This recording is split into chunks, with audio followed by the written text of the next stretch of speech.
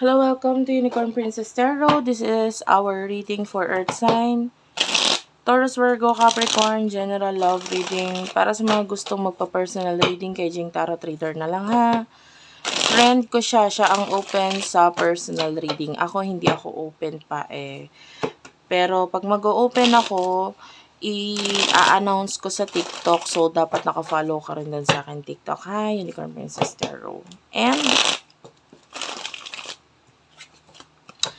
meron din ako palang Facebook page. Actually, kaka-open ko pa lang nun. Kasi yung mga nakaraang inopen ko na Facebook page is hindi ko na siya masyadong na-active. So, if you want to check it out, Madam P, ayan, you can check it out, no? Madam P sa Facebook. The High Priestess, you are a very spiritual person, ha? Napakaganda ng energy mo dito. You are a very spiritual person. Malakas ang iyong spiritual knowledge. Some of you, kakanood mo ng tarot reading, alam mo na ang mga meaning ng cards. Diba? Pag nakita mo sila, pwedeng may ideas ka na or feeling mo, lagi mo nakikita tong card na to, parang para sa'yo talaga to. So, may mga gano'n, ano? Some of you, wait lang guys. Inom lang ako ng inom guys kasi sobrang mainit ngayon. So, alam mo naman yon. Medyo danger ang ating weather ngayon. Four of Cups is here. I don't know, yung iba sa inyo parang hindi ka na sure pagdating sa kakonect mo in the past. Like maybe, or hindi ka na sure kung makikipag-reconcile ka pa. Maybe in the past, there's someone na gusto mong makareconcile. Pero parang hindi ka na sigurado dito or hindi ko na sigurado kung mangyayari pa yon. And you do have a lot of options here with the Nine of Cups. I can see you gaining a lot of awards. Yung iba sa inyo may success for you, a lot of a lot of opportunities na rin eh. Tapos may mga nakikita tayong recognition. And some of you, hindi ikaw yung tipo ng tao na mayabang pagdating sa ganito kasi pwedeng either sanay ka na magkaroon ng ganito or hindi ka kasi yung tipo ng tao na ganun. Okay? But anyway, I can see you being, marami ang humahanga sa'yo, sa angking galing mo, sa kung ano ka. And because maybe you are so down to earth, pwedeng yung mga ganun, hindi mo masyadong pinapansin or hindi mo masyadong pinapaniwalaan. Pag binagsabi sa'yo, ang galing-galing mo, ganyan, parang sa'yo, parang hindi naman, parang ganun, parang mababa yung, or ano ka lang talaga, hindi ka kasi yung tipo ng tao na parang, mataas ang tingin sa sarili mo, parang okay lang. Anyway, you do have here the Fire Sword, so there's an energy of you na parang kahit umalis or lumayo yung past mo, okay na lang sa'yo.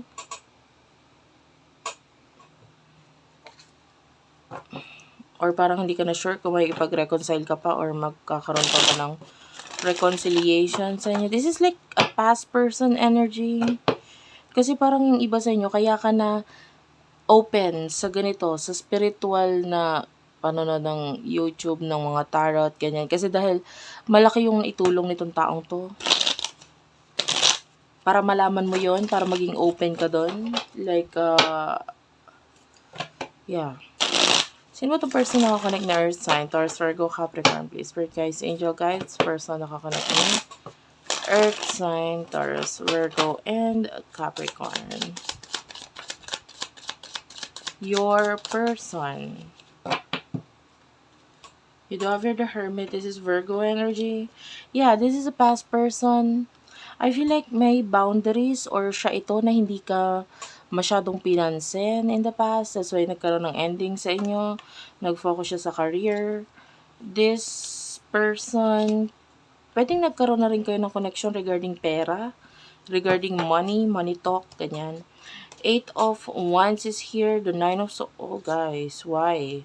This person, sobra siyang nalulungkot, nasasaktan, and namomroblema, pwedeng financially. This person wants to take action. Gusto niyang mag-take ng action papunta sa'yo, but parang itong action na to parang mahirap gawin because pwedeng kasalukuyan may mga problema or may mga pinagdadaanan siya financially. And maybe this person hindi niya lang ma-open yung regarding doon sa bagay na yon. And nahihirapan siya. Ang dami niyang stress na parang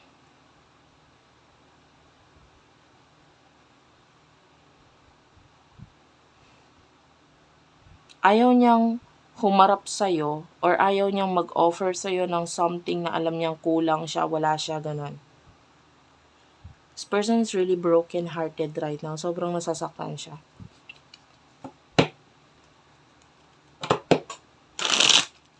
Pwedeng gusto niya rin talagang mag-offer or gusto niyang lumapit sa'yo, gusto niyang mag-offer sa'yo.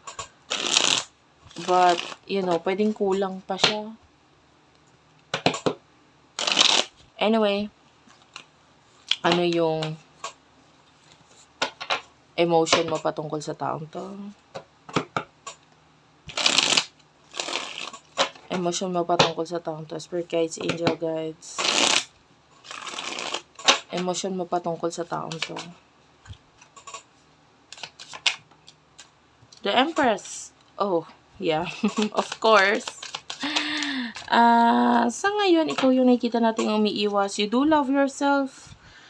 And marami ka na kasi, alam mo, parang spiritually develop ka ng tao. Kumbaga, marami ka na natutunan, marami ka nang alam. Diba? Lalo na sa spiritual na bagay.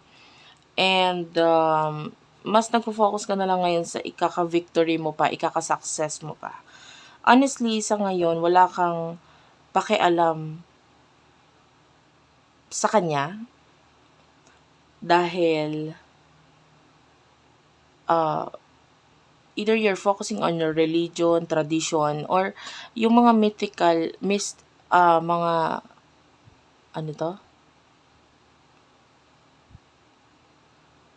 Hindi ko masabi. Basta yung may mga kinalaman sa tarot, occult, or occult science, or spiritual learnings, etc. Pwede nandito yung focus mo.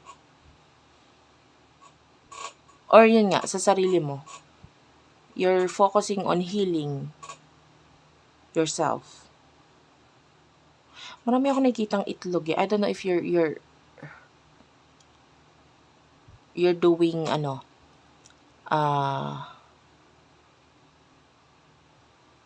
parang low carb diet yung ginagawa, yung ano na eh. But anyway,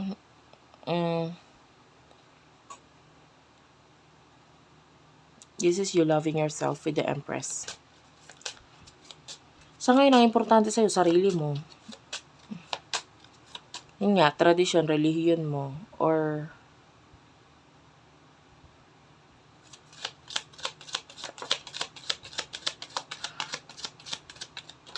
maybe you see this person as a lesson. Nakikita mo na lang siya as a lesson sa'yo. Ganun. Oh, guys. This person, gusto talaga niya ng reconciliation. This person wants to have marriage with you. You have relationship, no? Yung mga bata-bata pa dyan, pwede relasyon. Gusto niya ng relasyon sa'yo. This person sees you as his or her soulmate. Mahal ka niya bilang kaibigan at mahal ka niya bilang higit pa doon. This person is like, nakikita ka niya as someone na parang gusto kong magkakarelasyon ako or sa future ko, sa makakasama ko habang buhay, yung katulad mo. Gusto ko ng ganyan. And itong person na to is, nakaamoy ako ng sunog. Yeah, this could be a reading. Like toasted bread or something. Or pwedeng maybe you're cooking and medyo nasusunog na. Or maybe nagpa-plancha. Yung basta something na may kinalaman sa sunog. What will happen in the future for you? Earth sign.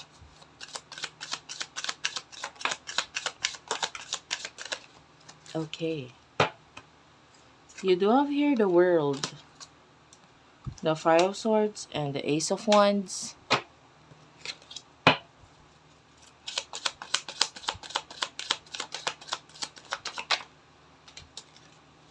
In the near future, you do have here the Seven of Wands, the Chariot, and the Queen of Swords.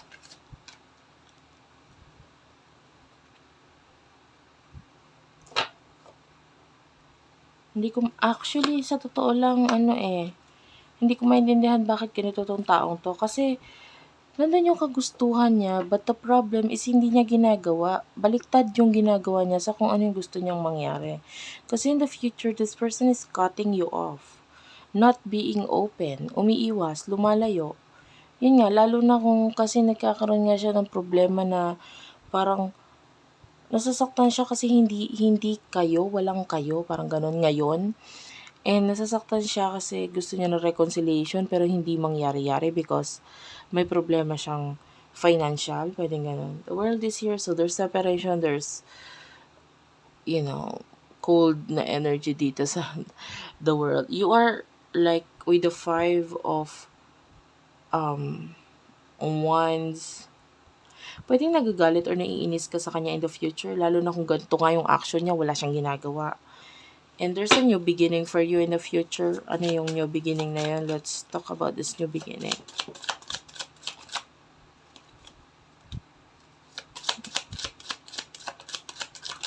Five of Swords is here. Ace of Pentacles. Clarify the Five of Swords. Some of you, it has something to do with money. Ito yung something na iniiwasan mo dati, pero paparating sa'yo, it's about to come to your life. And medyo parang, ano ka dito parang gegera. Anong ibig sabihin nun? Parang, medyo, there's a money na some sort of, like, pwedeng dadating sa buhay mo, na parang, kailangan mong i-work out agad ito. Okay, kung saan mo to ilalagay, saan mo to. Some of you, pwedeng you will have a new beginning pagdating sa business, career. Ayan, because there's success, there's money for you. Pero ikaw ito na parang syempre paghihirapan ko muna para ito mas mag-grow pa siya. So, yung iba may kinalaman doon. Anyway, wala tayong nakita sa action sa person mo. So, that is like making you feel like itong connection na ito is parang hindi ka na nga kasi masyadong sigurado kasi wala namang action masyado sa taong to. Anyway, I feel like kailangan mo siyang hayaan lang because may lesson pa siyang kailangan matutunan sa buhay niya and this person is not yet ready. Thank you for watching. I love you all and bye-bye.